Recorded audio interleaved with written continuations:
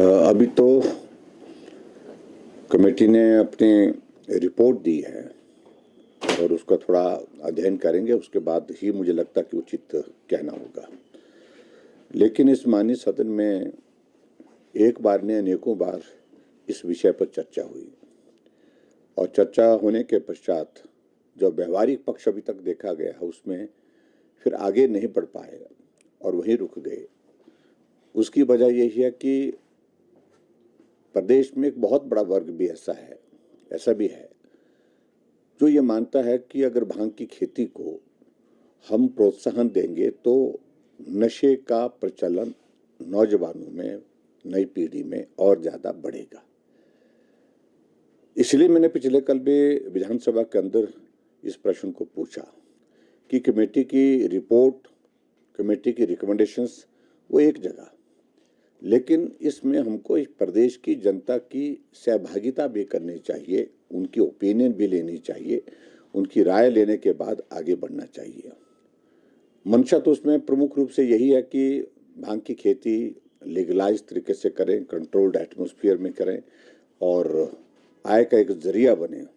और उसका जो सब्सटेंस जो है जिससे मेडिसिन बनती है उसको हम एक्सट्रैक्ट करें। इस प्रकार की मंशा इसमें जाहिर की गई है। लेकिन अभी तक हम इस बात को लेकर के भी स्पष्ट नहीं हो पाए हैं कि जो कुछ एक स्टेट्स ने इस तरह के इनिशिएटिव लिए हैं वहाँ के परिणाम क्या है, वहाँ लोगों के अंदर एक्सेप्टेबिलिटी क्या है, उसके बाद फिर लोगों के बीच में एक्सेप्टेबिलिटी के साथ उसमें व्यवहारिकता क्या आई है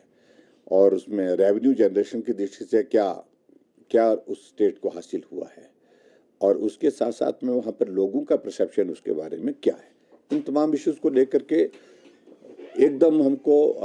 कोई जंप करना चाहिए किसी कंक्लूजन पर, मुझे लगता है कि वो उचित नहीं होगा। बेहतर होगा कि हम एक बार इस सारे विषय को लेकर के विस्तार से चर्चा करें और चर्चा करने के बाद फिर ही आगे बढ़े, यही मुझे लगता है कि आवश्यक है। एक और इशू उठा है विधानसभा में, फीसदी जो हिमाचलियों को रोजगार नहीं मिल रहा है, उद्योग जितने भी स्थापित किए गए हैं, आपका क्या कहना है? देखिए, इस बात को लेकर के हमेशा